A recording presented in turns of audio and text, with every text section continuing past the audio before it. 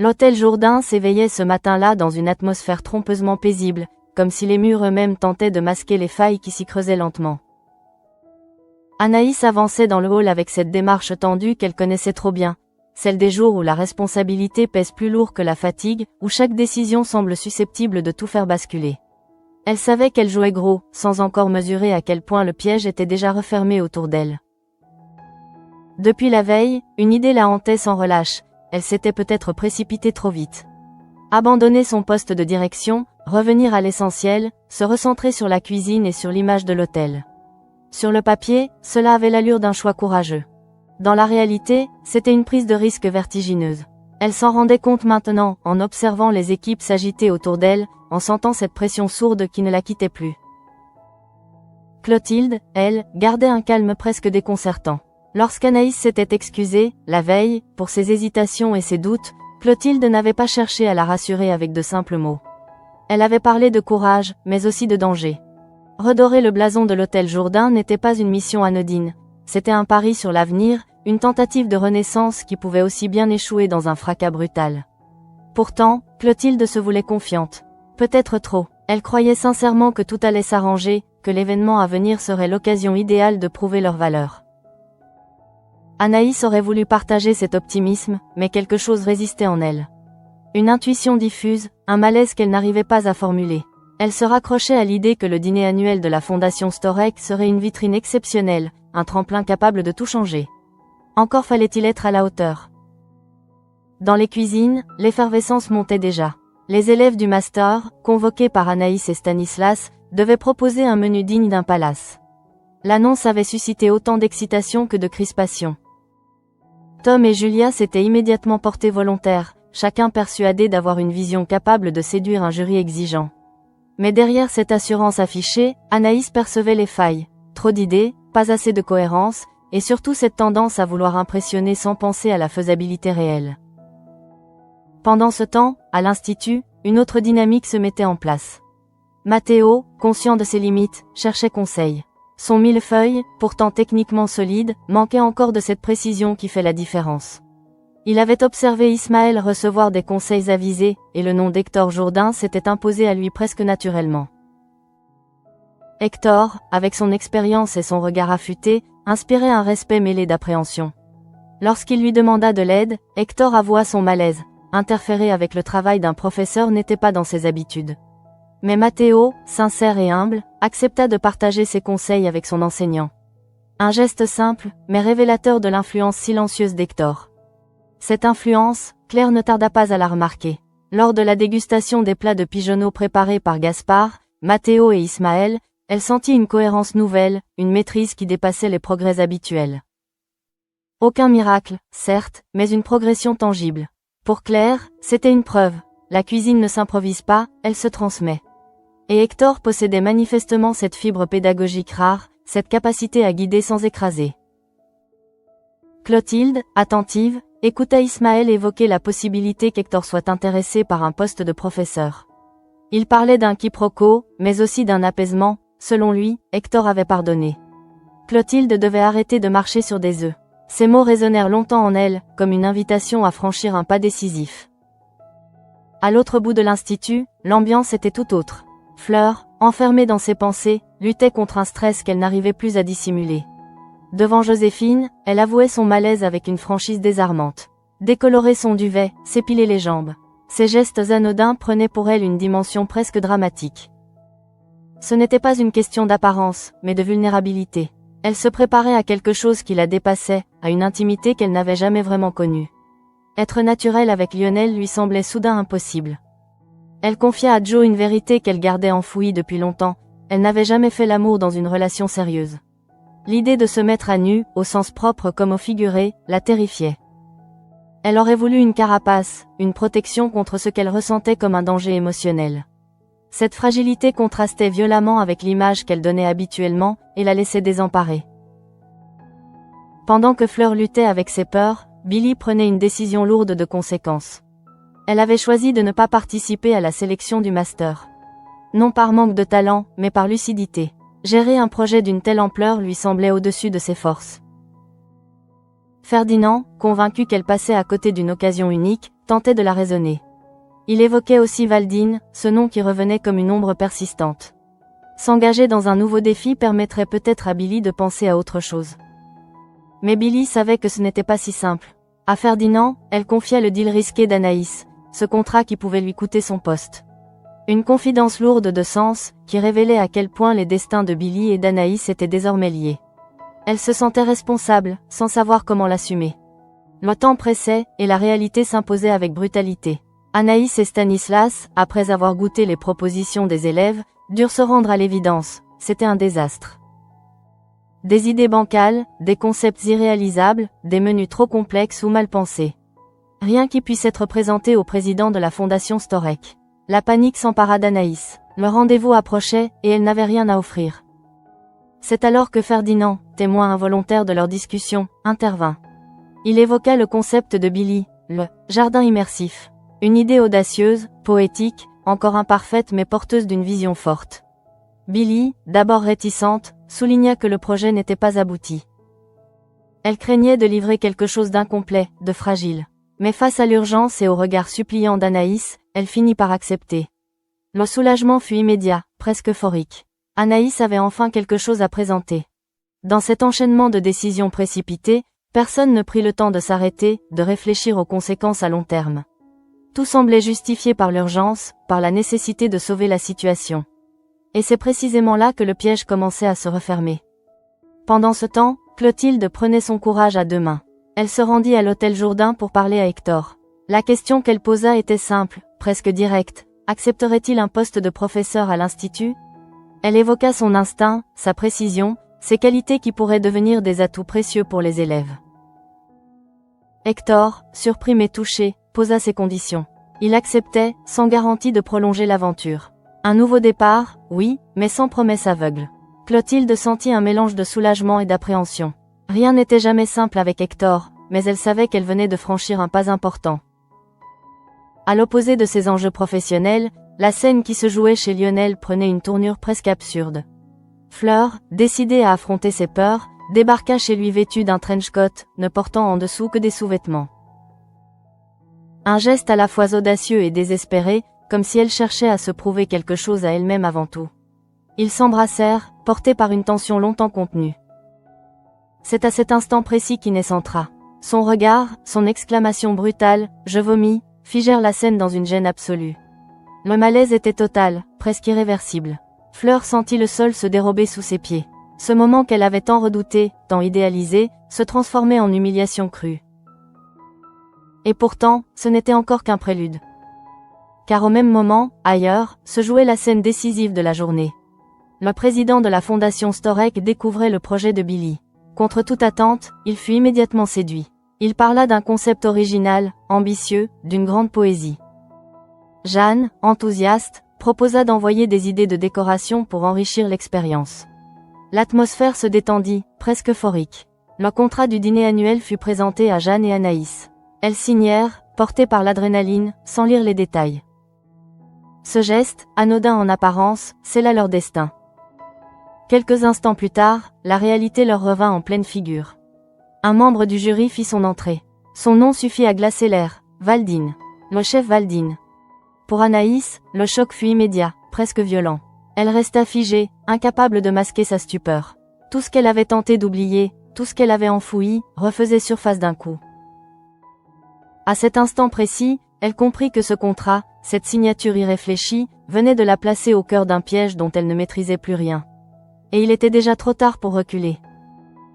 Le silence qui suivit l'arrivée de Valdine eut quelque chose d'irréel, comme si le temps s'était brièvement suspendu au-dessus de l'hôtel Jourdain. Anaïs sentit son cœur se serrer, non pas dans un sursaut spectaculaire, mais dans une contraction lente, insidieuse, celle qui annonce les catastrophes qu'on presse sans encore les comprendre.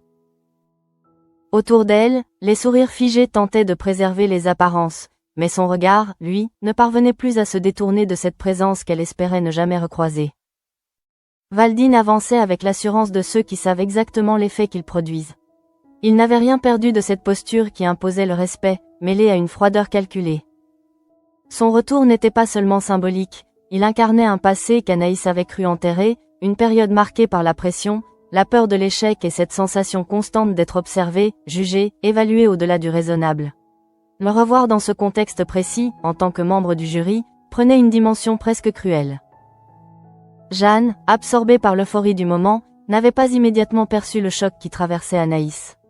Elle se réjouissait encore du succès du projet, de l'enthousiasme du président de la fondation, de cette opportunité qui semblait enfin donner raison à leurs efforts. Elle parlait déjà de logistique, de décoration possible, de l'image que l'hôtel pourrait renvoyer lors de cette soirée prestigieuse. Anaïs l'écoutait à peine. Les mots glissaient sur elle sans vraiment l'atteindre. Dans son esprit, une seule pensée tournait en boucle. Comment avait-elle pu signer sans lire? Comment avait-elle pu se laisser emporter à ce point? Ce n'était pas seulement une erreur professionnelle, c'était une faille personnelle. Elle se reprochait cette précipitation, cette confiance aveugle dans un contexte où elle aurait dû, plus que jamais, se montrer vigilante. Le contrat, désormais, n'était plus un simple accord. Il devenait une arme potentielle, un levier que d'autres pourraient utiliser contre elle. Billy, de son côté, observait la scène avec un mélange d'inquiétude et de culpabilité. Le succès de son concept, censé être une victoire, prenait soudain une saveur amère. Elle percevait la tension qui envahissait Anaïs, même si elle n'en connaissait pas encore toutes les raisons. Elle se demandait si accepter de présenter ce projet avait réellement été la bonne décision. Elle avait voulu aider, offrir une solution, mais à quel prix? Cette question la hantait alors même que les félicitations continuaient de pleuvoir. Le président de la fondation Storek se montrait particulièrement enthousiaste, parlant d'un univers sensoriel capable de marquer les esprits, d'une expérience qui dépasserait le simple dîner pour devenir un véritable voyage. Ces mots, flatteurs, mettaient Billy dans une position paradoxale, fière de sa créativité, mais consciente que ce succès l'exposait davantage. À l'Institut, la nouvelle de l'arrivée prochaine d'Hector en tant que professeur commençait à circuler. Les réactions étaient contrastées. Certains élèves voyaient en lui une figure inspirante, un chef capable d'apporter un regard neuf, affranchi des carcans académiques. D'autres, plus méfiants, s'interrogeaient sur ce retour inattendu et sur les implications qu'il pouvait avoir pour l'équilibre déjà fragile de l'équipe pédagogique. Claire, elle, assumait pleinement son enthousiasme. Elle avait observé Hector à l'œuvre, noté la manière dont il avait su guider les élèves sans jamais imposer, laissant chacun trouver ses propres solutions. Pour elle, ce choix était une évidence. Elle savait pourtant que ce recrutement ne serait pas sans remous, notamment vis-à-vis de Clotilde. Leur histoire commune, marquée par des non-dits et des blessures anciennes, rendait cette collaboration délicate. Clotilde, consciente de ces tensions, avançait avec prudence. Elle se répétait qu'il fallait aller de l'avant, ne pas laisser le passé dicter chaque décision. Mais au fond d'elle, une appréhension persistait. Accepter Hector, c'était aussi accepter de rouvrir des portes qu'elle avait soigneusement refermées. Elle se demandait si elle était réellement prête à affronter ce face-à-face quotidien, à composer avec cette proximité imposée. Pendant ce temps, Fleur tentait de se remettre de l'humiliation qu'elle venait de vivre. La scène chez Lionel la hantait, se rejouant sans cesse dans son esprit. Elle repensait à chaque geste, à chaque seconde, à ce moment précis où Inès avait franchi le seuil de l'appartement. La honte l'envahissait, mêlée à une colère sourde contre elle-même. Pourquoi avait-elle cru que se jeter ainsi dans l'intimité serait la solution? Pourquoi avait-elle confondu courage et précipitation? Elle se sentait mise à nu, non pas de manière libératrice, mais brutale. Cette expérience, censée être un pas vers quelque chose de plus sincère, venait renforcer ses peurs. Elle craignait désormais le regard de Lionel, celui d'Inès, et même le sien propre. Cette fragilité la rendait presque invisible aux yeux des autres, alors qu'elle avait désespérément besoin d'être comprise. Lionel, de son côté, oscillait entre malaise et culpabilité. Il n'avait pas anticipé une telle situation, encore moins la réaction d'Inès. Il se rendait compte que Fleur avait pris un risque immense, bien plus émotionnel que physique, et que cette intrusion avait tout brisé. Pourtant, il ne trouvait pas les mots pour réparer. Chaque tentative lui semblait maladroite, insuffisante face à l'ampleur du malaise. À l'hôtel Jourdain, la soirée avançait, mais l'atmosphère restait lourde. Anaïs s'efforçait de reprendre contenance, consciente qu'elle ne pouvait pas se permettre de montrer ses failles devant le président de la fondation et le jury. Elle se raccrochait à son professionnalisme, à cette capacité qu'elle avait développée au fil des années à masquer ses émotions. Mais la présence de Valdine rendait cet exercice particulièrement éprouvant. Chaque regard échangé, chaque silence partagé prenait une signification démesurée. Anaïs se demandait s'il se souvenait d'elle de la même manière, s'il voyait en elle une chef à part entière ou simplement une ancienne élève marquée par ses erreurs. Cette incertitude la déstabilisait profondément. Elle avait travaillé dur pour s'émanciper de cette influence, pour construire sa propre identité. Et voilà que tout semblait remis en question en une fraction de seconde. Jeanne, enfin consciente du malaise, tenta d'aborder le sujet à demi-mot. Elle sentit qu'Anaïs n'était pas dans son état habituel, qu'un événement venait perturber son équilibre. Mais Anaïs se ferma, préférant remettre la discussion à plus tard. Elle n'était pas prête à mettre des mots sur ce qu'elle ressentait, encore moins à expliquer l'impact que Valdine avait eu sur sa carrière et sur sa confiance en elle. Dans cette accumulation de tensions, une chose devenait évidente, l'épisode qui se jouait n'était qu'un point de départ. Les décisions prises à la hâte, les retrouvailles imposées, les fragilités mises à nu allaient inévitablement provoquer des répercussions en chaîne.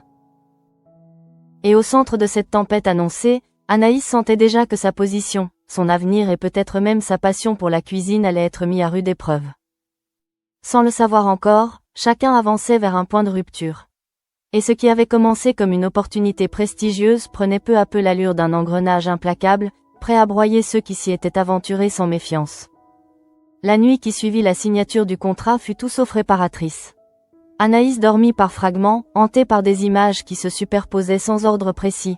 La salle baignée de lumière où le président de la fondation avait félicité Billy, la signature apposée trop vite au bas du document, et surtout ce visage qu'elle n'avait jamais vraiment réussi à oublier. À chaque réveil, une même certitude s'imposait à elle. Valdine n'était pas là par hasard. Son retour avait un sens, une intention qu'elle ne parvenait pas encore à cerner, mais dont elle pressentait déjà les conséquences. Au petit matin, l'hôtel Jourdain reprit son rythme effréné, indifférent aux tourments intérieurs de ceux qui y travaillaient. Anaïs traversait les couloirs avec un sourire professionnel solidement accroché, mais son esprit restait ailleurs. Elle repassait mentalement chaque détail de la veille, cherchant l'instant précis où tout avait basculé. Plus elle y pensait, plus elle réalisait que ce basculement avait commencé bien avant l'arrivée de Valdine, dès le moment où elle avait accepté de fonctionner dans l'urgence, de confondre rapidité et efficacité. Billy, elle aussi, avait mal dormi. Le succès de son projet, loin de l'apaiser, lui donnait l'impression d'avoir ouvert une porte qu'elle ne saurait refermer. Elle se demandait si elle n'avait pas sous-estimé l'impact émotionnel que cette mise en lumière aurait sur Anaïs. Elle connaissait l'histoire, au moins dans les grandes lignes, et elle se reprochait de ne pas avoir insisté davantage, de ne pas avoir posé plus de questions avant d'accepter. Son imagination comblait les silences, dessinant des scénarios où sa créativité devenait malgré elle l'élément déclencheur d'un nouveau drame. Dans les cuisines de l'Institut, l'annonce officielle de l'arrivée d'Hector comme professeur provoqua une onde de choc plus discrète mais tout aussi significative. Certains élèves se montraient curieux, presque impatients de découvrir son enseignement. D'autres, plus attachés à leur repère, redoutaient ce changement soudain. Hector, conscient de ses réactions, avançait avec retenue. Il observait, écoutait, prenait la mesure de ce nouvel environnement sans chercher à s'imposer. Claire l'accompagnait dans cette transition, attentive à ses moindres réactions. Elle sentait qu'Hector abordait ce rôle avec une humilité rare, comme s'il ne voulait pas revivre certaines erreurs du passé. Pour elle, ce positionnement était rassurant. Il ne venait pas pour briller, mais pour transmettre. Cette nuance faisait toute la différence. Clotilde, cependant, se montrait plus réservée.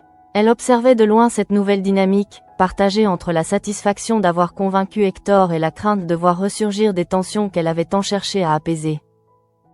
Elle se répétait qu'elle devait lui faire confiance, à lui comme à elle-même, mais cette résolution vacillait dès qu'elle croisait son regard. Le passé n'était jamais totalement silencieux. À l'autre bout du spectre émotionnel, Fleur peinait à se remettre de la veille. Chaque interaction devenait une épreuve.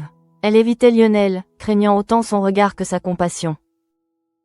Elle se sentait exposée, comme si tout l'Institut avait été témoin de sa maladresse, même si rationnellement elle savait que ce n'était pas le cas. Ce sentiment de honte diffuse la poussait à se replier sur elle-même, à remettre en question cette envie de vivre une relation sincère qu'elle avait pourtant longtemps désirée. Lionel, conscient de son malaise, cherchait le bon moment pour lui parler. Mais plus le temps passait, plus le silence s'installait, creusant un fossé qu'il ne savait pas comment combler. Inès, quant à elle, oscillait entre gêne et ironie. Son intervention avait été impulsive, presque viscérale, et elle ne savait plus très bien comment réparer ce qu'elle avait brisé. Elle minimisait, plaisantait, mais sentait confusément que quelque chose d'irréversible s'était produit. Revenons à Anaïs. Plus la journée avançait, plus elle ressentait le poids du contrat signé. Elle demanda à le consulter à nouveau, cherchant à en comprendre les implications exactes. Chaque clause qu'elle découvrait renforçait son inquiétude. Les engagements étaient lourds, les marges de manœuvre réduites. Et surtout, la composition du jury, désormais gravée noir sur blanc, confirmait ce qu'elle redoutait. Valdine n'était pas un intervenant ponctuel, mais un acteur clé du processus d'évaluation. Cette prise de conscience l'obligea à revoir toute sa stratégie. Elle comprit qu'il ne s'agissait plus seulement de réussir un dîner, mais de se préparer à un jugement implacable. Elle se demanda si elle avait les épaules pour affronter cela, si elle n'avait pas, en réalité, accepté un défi qui dépassait ses forces actuelles. Cette pensée la terrifiait autant qu'elle la galvanisait. Jeanne tenta de relativiser, de rappeler que leur projet avait été validé, que le président de la fondation avait exprimé un enthousiasme sincère. Mais Anaïs savait que ce soutien, aussi précieux soit-il, ne la protégerait pas nécessairement face à un jury exigeant, surtout lorsque des histoires personnelles venaient se mêler à l'évaluation professionnelle. Elle avait l'impression de marcher sur un fil, sans filet. Pendant ce temps, Billy se plongeait dans son concept, cherchant à le renforcer, à en combler les failles. Elle travaillait avec une intensité nouvelle, presque fébrile. Ce n'était plus seulement un projet scolaire, c'était devenu une responsabilité partagée, un engagement envers Anaïs. Elle voulait que ce « jardin immersif » soit irréprochable, capable de convaincre même les esprits les plus sceptiques. À mesure que chacun avançait dans ses propres tourments, une tension commune se dessinait, invisible mais palpable. L'Institut et l'Hôtel Jourdain semblaient pris dans un même mouvement, comme si les choix individuels devaient converger vers un point critique. Les silences, les non-dits, les décisions prises sous pression tissaient un réseau complexe dont personne ne maîtrisait vraiment la forme. Et au cœur de ce réseau, la figure de Valdine planait comme une ombre persistante. Il n'avait encore rien fait, rien dit de compromettant. Mais son simple retour suffisait à réveiller des peurs anciennes, à fragiliser des équilibres précaires. Anaïs le savait désormais, le plus difficile ne serait pas de réussir l'événement, mais de se confronter à ce passé qu'elle croyait dépassé. À mesure que les heures s'écoulaient, une nervosité diffuse gagnait l'ensemble de l'Institut et de l'Hôtel Jourdain, comme si chacun pressentait que les événements en cours dépassaient largement la simple organisation d'un dîner prestigieux. Anaïs avançait désormais avec une vigilance presque excessive, surveillant chaque détail, chaque échange, comme si la moindre erreur pouvait se transformer en preuve à charge contre elle. Elle n'avait jamais autant ressenti ce besoin de contrôle, paradoxalement né d'une situation qui lui échappait déjà. Valdine, de son côté, restait étonnamment discret. Il observait, écoutait, notait mentalement ce qui se jouait autour de lui, sans jamais s'imposer frontalement. Cette retenue était peut-être ce qui troublait le plus Anaïs. Elle s'était préparée à une confrontation, à une tension explicite, mais se retrouvait face à une présence silencieuse, presque neutre en apparence. Ce calme apparent lui semblait suspect, comme le prélude à quelque chose de plus incisif. Chaque fois que leurs regards se croisaient, Anaïs sentait une pression familière remonter à la surface. Elle se souvenait de cette période où elle doutait de tout, où chaque remarque de Valdine prenait des allures de sentence définitive. Elle avait grandi depuis, mûri, mais ce passé n'avait jamais totalement cessé de l'influencer. Elle craignait que ce retour ravive des failles qu'elle pensait cicatriser. Jeanne, attentive aux moindres signes de fatigue chez Anaïs, tenta de la soutenir du mieux qu'elle put. Elle parlait organisation, planning, logistique, cherchant à ramener la discussion sur un terrain concret. Mais Anaïs peinait à s'ancrer dans ses aspects pratiques. Son esprit restait focalisé sur l'échéance à venir, sur ce jury qui allait évaluer non seulement un concept, mais implicitement son propre parcours. Billy, immergée dans son travail, ressentait cette tension à distance. Elle passait de longues heures à affiner son projet, consciente que chaque détail pouvait désormais avoir une importance démesurée.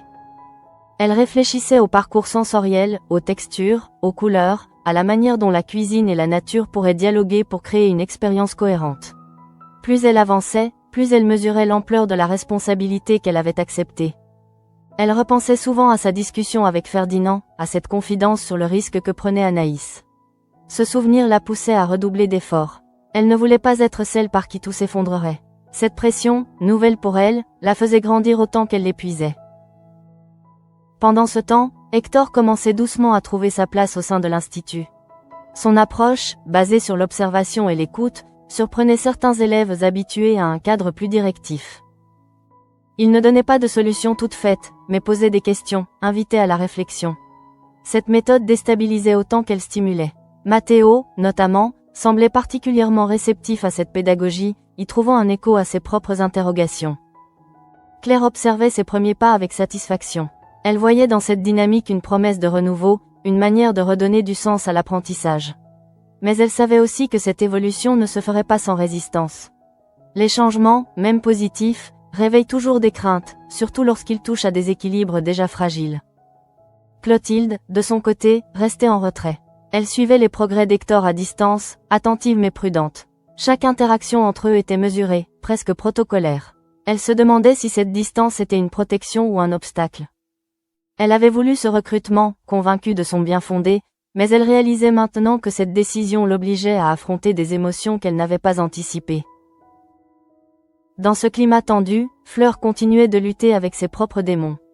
Elle se sentait de plus en plus isolée, persuadée que son malaise était visible aux yeux de tous.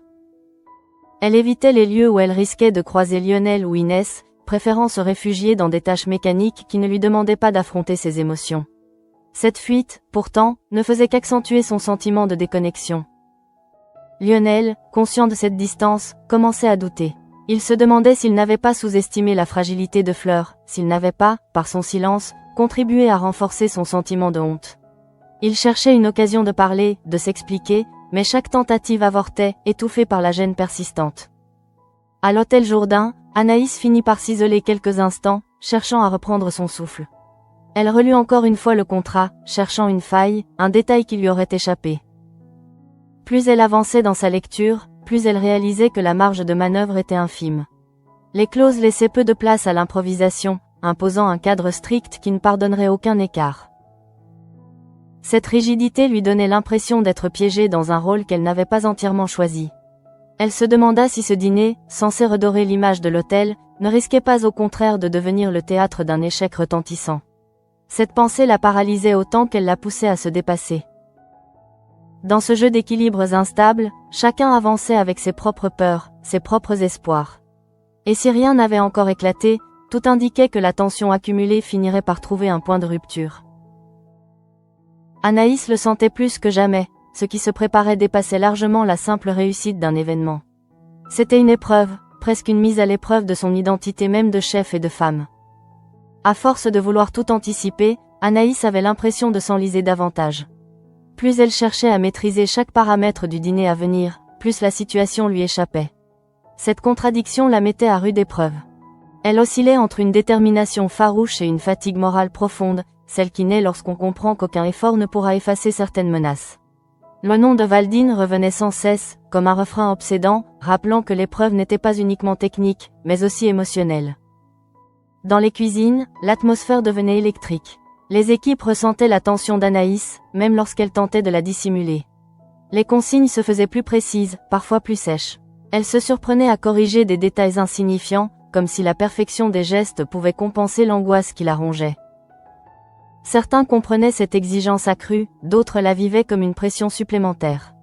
Anaïs en avait conscience, mais elle ne savait plus comment relâcher la bride sans risquer de tout perdre. Jeanne, toujours présente à ses côtés, tentait de tempérer. Elle rappelait l'essentiel, soulignait les avancées, essayait de redonner une perspective plus large. Pourtant, même elle commençait à douter. La signature du contrat, qu'elles avaient vécue comme une victoire, prenait désormais des allures de piège savamment refermé. Jeanne relisait elle aussi les clauses, découvrant peu à peu l'ampleur de leur engagement. Elle se sentait responsable, presque coupable d'avoir entraîné Anaïs dans cette situation. Billy, de son côté, vivait une forme d'isolement paradoxal. Son projet était au centre de toutes les attentions, mais elle se sentait seule face à cette exposition soudaine. Elle travaillait sans relâche, cherchant à transformer son concept en une proposition irréprochable. Chaque ajustement devenait une obsession, chaque détail une source de doute. Elle craignait que la moindre imperfection ne soit utilisée contre Anaïs, et cette pensée la poussait à se dépasser, parfois au détriment de son propre équilibre. Elle se souvenait de ses hésitations initiales, de cette intuition qui lui murmurait que ce projet dépassait le cadre d'un simple exercice créatif. Maintenant qu'elle était engagée, il n'était plus question de reculer. Elle se sentait liée au destin d'Anaïs, comme si leur réussite ou leur échec devait être partagé. Cette solidarité implicite renforçait leur lien, mais alourdissait aussi la charge émotionnelle. Pendant ce temps, Hector prenait peu à peu ses marques. Ses premières séances suscitaient des réactions variées, mais une chose était certaine, il ne laissait personne indifférent. Certains élèves, déstabilisés par son approche, se sentaient mis face à leurs propres limites. D'autres, au contraire, trouvaient dans ces questions une source de motivation nouvelle. Hector observait ses réactions avec attention, conscient que sa légitimité se construirait dans la durée. Claire, en soutien constant, voyait dans ses débuts prometteurs un signe encourageant. Elle se réjouissait de voir les élèves réfléchir autrement, sortir des schémas habituels. Mais elle restait vigilante, sachant que toute nouveauté provoque des résistances. Elle craignait que les tensions latentes au sein de l'Institut ne s'exacerbent à mesure que les enjeux extérieurs, liés au dîner de la Fondation, viendraient se superposer aux défis pédagogiques. Clotilde, quant à elle, observait la situation avec un regard plus inquiet. Elle percevait les tensions qui s'accumulaient autour d'Anaïs, la pression qui montait autour de Billy, et elle se demandait si elle n'avait pas sous-estimé l'effet domino de certaines décisions. Elle se reprochait de ne pas avoir davantage encadré le processus, de ne pas avoir insisté pour une lecture plus attentive du contrat. Cette autocritique silencieuse l'isolait, la poussant à se refermer sur ses propres doutes. À l'écart de ses enjeux professionnels, Fleur continuait de s'enfoncer dans un malaise qu'elle n'arrivait pas à formuler. Elle évitait désormais presque tout contact, convaincue que son humiliation était encore dans toutes les mémoires. Elle se sentait fragile, vulnérable, comme si cet épisode avait fissuré une image d'elle-même qu'elle avait mis des années à construire. Elle se demandait si elle était vraiment prête à vivre une relation sincère, ou si cette peur de l'engagement ne finirait pas toujours par prendre le dessus. Lionel, de plus en plus conscient de cette distance, ressentait un mélange de frustration et de tristesse. Il se reprochait de ne pas avoir su protéger Fleur de cette situation, de ne pas avoir anticipé l'impact émotionnel de cette soirée. Il voulait lui parler, lui expliquer, mais craignait d'aggraver les choses. Ce silence forcé pesait lourdement sur lui, renforçant un sentiment d'impuissance. À mesure que la journée avançait, les tensions s'entremêlaient, créant une atmosphère presque étouffante. Chacun avançait avec ses propres peurs, mais tous semblaient converger vers un même point critique. Anaïs, plus que jamais, sentait que l'épreuve à venir serait déterminante. Ce dîner n'était plus seulement un événement prestigieux, il devenait le révélateur de choix passés, de fragilités enfouies, et peut-être le tournant le plus décisif de sa carrière. Et au milieu de cette tempête silencieuse, une certitude s'imposait peu à peu. Rien ne pourrait désormais se dérouler comme prévu. Les masques allaient tomber, les non-dits exploser, et chacun devrait affronter les conséquences de décisions prises trop vite, sous la pression d'un succès aussi séduisant que dangereux. À mesure que l'échéance approchait, Anaïs eut la sensation très nette d'avancer dans un couloir qui se rétrécissait. Chaque pas demandait davantage d'efforts, chaque décision semblait irréversible. Elle ne parvenait plus à distinguer ce qui relevait de la stratégie professionnelle et ce qui appartenait à une peur plus intime, presque archaïque. Le retour de Valdine avait réveillé en elle une vigilance excessive, comme si elle devait en permanence prouver qu'elle méritait sa place, qu'elle n'était plus la chef hésitante d'autrefois. Cette pression la rendait irritable, parfois injuste, et elle en avait conscience. Pourtant, elle n'arrivait pas à faire autrement. Elle se disait que ce n'était que temporaire, que tout rentrerait dans l'ordre une fois le dîner passé. Mais au fond, elle savait que c'était un mensonge rassurant.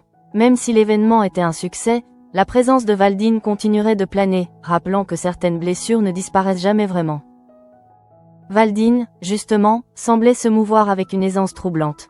Il échangeait quelques mots avec les membres du jury, observait les installations, posait parfois une question anodine, sans jamais attaquer frontalement. Cette attitude ambiguë renforçait le malaise d'Anaïs. Elle ne savait pas sur quel terrain il comptait l'entraîner, ni à quel moment il choisirait d'intervenir. Ce silence stratégique lui paraissait presque plus dangereux qu'une critique ouverte. Jeanne tentait de maintenir une cohésion minimale. Elle sentait qu'Anaïs approchait de ses limites, mais elle refusait de la laisser s'effondrer. Elle la poussait à déléguer, à se concentrer sur l'essentiel, même si elle-même commençait à ressentir la fatigue accumulée. Leur complicité, mise à l'épreuve par cette crise, devenait à la fois leur force et leur talon d'Achille. Elles avançaient ensemble, conscientes qu'aucune des deux ne pourrait porter seule le poids de cet engagement. Billy, de son côté, entrait dans une phase presque obsessionnelle. Elle ne voyait plus son projet comme une création personnelle, mais comme un rempart fragile contre l'échec. Elle passait en revue chaque élément, chaque enchaînement, anticipant les critiques possibles, cherchant à désamorcer les objections avant même qu'elles ne soient formulées. Cette exigence extrême la laissait épuisée, mais elle refusait de lever le pied. Elle se disait que si elle faiblissait, tout s'écroulerait. Cette tension intérieure commençait à transparaître dans son attitude. Ferdinand, inquiet, tentait parfois de la faire relativiser, de lui rappeler que son concept avait déjà conquis le président de la fondation. Mais Billy avait du mal à s'accrocher à ses encouragements. Elle savait que l'évaluation finale serait collective, impitoyable, et que la moindre faille pourrait être exploitée. À l'institut, Hector poursuivait son intégration avec une constance rassurante. Il observait les élèves évoluer sous pression, reconnaissant dans leurs doutes un reflet de ses propres expériences passées. Cette empathie silencieuse nourrissait son approche pédagogique. Il insistait sur la nécessité de comprendre ses choix, d'assumer ses partis pris, plutôt que de chercher à plaire à tout prix. Ces mots, prononcés sans emphase, résonnaient particulièrement dans ce contexte où chacun semblait courir après une validation extérieure. Claire, attentive, percevait combien ces échanges faisaient écho à la situation d'Anaïs. Elle se demandait si Hector mesurait pleinement l'impact de sa présence sur elle. Peut-être le savait-il, peut-être pas. Leur relation restait marquée par une retenue prudente, comme si chacun craignait de franchir une limite invisible. Clotilde, de plus en plus préoccupée, commençait à se demander si elle devait intervenir davantage. Elle voyait bien qu'Anaïs se mettait en danger, qu'elle se laissait happer par un engrenage qu'elle n'avait pas entièrement choisi. Mais intervenir, c'était aussi risquer d'aggraver les choses, de raviver des tensions qu'elle cherchait à apaiser. Cette hésitation la paralysait, la laissant dans une position inconfortable d'observatrice impuissante. Pendant ce temps, Fleur touchait presque le fond. Elle se sentait étrangère à tout ce qui l'entourait, incapable de retrouver une spontanéité qui lui semblait désormais inaccessible. Elle repensait à ce moment chez Lionel, à la brutalité de l'irruption d'Inès, et elle se demandait si cette humiliation ne révélait pas quelque chose de plus profond, une peur viscérale de l'abandon, du jugement, de la vulnérabilité. Cette introspection la laissait épuisée, mais aussi étrangement lucide. Lionel, voyant son repli, commençait à comprendre que le problème dépassait largement cette soirée maladroite. Il se rendait compte qu'il avait sous-estimé la fragilité de Fleur, et que son silence, même bien intentionné, avait contribué à creuser un fossé. Il se promettait de ne plus fuir, de trouver enfin le courage d'affronter la discussion, quel qu'en soit le prix. À l'hôtel Jourdain, la tension atteignait un niveau presque palpable. Les préparatifs entraient dans leur phase finale, et chaque détail semblait chargé d'une signification disproportionnée. Anaïs le sentait, elle était à un point de non-retour. Ce qu'elle avait signé, ce qu'elle avait accepté, la plaçait désormais face à une vérité qu'elle ne pouvait plus éviter. Quoi qu'il arrive, après ce dîner, rien ne serait plus jamais comme avant. La veille de l'événement, un silence étrange s'installa à l'hôtel Jourdain, un silence trompeur, presque respectueux, comme celui qui précède les grandes tempêtes. Anaïs le ressentit dès l'aube, dans cette manière différente qu'avaient les équipes de se déplacer, de chuchoter, de la regarder à la dérobée. Elle comprit alors que, quoi qu'elle fasse désormais, chacun savait que l'enjeu dépassait le simple cadre d'un dîner réussi. C'était sa crédibilité, sa place, et peut-être même son avenir qui se jouait. Elle se força à ralentir, à respirer, consciente que céder à la panique serait la pire des erreurs. Pourtant, plus elle tentait de se recentrer, plus les images de Valdine s'imposaient à elle. Son retour n'était plus seulement un choc émotionnel, mais un symbole brutal de tout ce qu'elle avait essayé de fuir, le jugement implacable, la peur de l'échec, cette impression constante de ne jamais être totalement légitime. Elle se demanda, pour la première fois sans détour, si elle n'avait pas accepté ce contrat pour se prouver quelque chose à elle-même, au-delà de toute logique professionnelle. Jeanne, sentant cette fragilité extrême, tenta une dernière fois de lui rappeler qu'elle n'était pas seule. Elle parla de confiance, de travail d'équipe, de cette solidarité qu'elles avaient construite au fil du temps. Anaïs l'écoutait, touchée, mais une part d'elle restait verrouillée. Elle savait que, face au jury, elle serait seule. Que personne ne pourrait répondre à sa place, ni porter le poids de ce passé qui ressurgissait avec tant de violence. Billy arriva plus tard dans la matinée, visiblement épuisé, mais déterminé. Son regard trahissait une tension comparable à celle d'Anaïs. Entre elles, aucun mot n'était nécessaire. Elles partageaient la même conscience aiguë du risque encouru. Le jardin immersif, désormais presque achevé, prenait forme comme un écrin fragile, magnifique, mais terriblement exposé. Billy se demanda si la poésie de son concept suffirait à désarmer un regard aussi exigeant que celui de Valdine. À l'institut, Hector terminait une séance plus introspective qu'à l'accoutumée. Il parla de responsabilité, de choix assumés, de cette ligne fine entre ambition et renoncement. Certains élèves y virent un discours général, d'autres comprirent qu'il parlait aussi pour lui-même. Claire, en l'écoutant, sentit que ce retour à l'enseignement représentait pour Hector une tentative de réconciliation avec son propre passé. Elle se demanda si Anaïs, de son côté, pourrait un jour faire la paix avec le sien. Clotilde, observant ces trajectoires qui semblaient converger vers un point de tension extrême, sentit une forme de culpabilité l'envahir. Elle se demanda si, en voulant bien faire, elle n'avait pas laissé Anaïs se mettre en danger. Mais il était trop tard pour revenir en arrière. Désormais, il fallait accompagner, soutenir, même si cela signifiait accepter une part d'impuissance. Dans un registre plus intime, Fleur trouva enfin le courage de sortir de son isolement. Elle croisa Lionel par hasard, et ce regard échangé suffit à faire remonter toute la douleur contenue. Cette fois, elle ne détourna pas les yeux. Elle comprit qu'elle ne pouvait plus se cacher derrière la honte ou la peur. Même si les mots lui manquaient encore, une décision se formait en elle, affronter la situation, ne plus fuir. Cette prise de conscience, discrète mais profonde, marquait un tournant silencieux. À l'hôtel, Valdine fit une apparition brève mais marquante. Il observa les installations finales, posa quelques questions techniques, sans jamais élever la voix. Pourtant, chaque remarque, même anodine, semblait lourde de sous-entendus.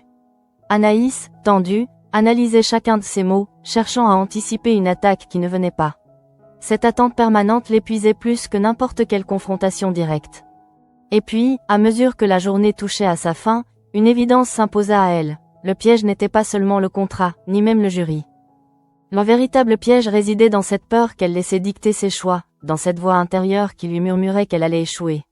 Valdine n'avait pas encore agi, mais son simple retour avait suffi à fissurer ses certitudes. Lorsque la nuit tomba sur l'hôtel Jourdain, Anaïs resta seule un moment, face à l'espace qui accueillerait bientôt le dîner. Elle observa les lumières, les installations, le décor pensé autour du projet de Billy. Tout était prêt. Et pourtant, elle avait le sentiment que l'essentiel lui échappait encore. Elle comprit alors que, quoi qu'il arrive, ce dîner marquerait un avant et un après. Soit elle réussirait à affronter ce passé sans s'y perdre, soit elle en paierait le prix fort. Dans ce silence nocturne, une certitude s'imposa, implacable. Anaïs avait déjà été prise au piège bien avant de signer ce contrat. Et désormais, il était effectivement trop tard pour reculer.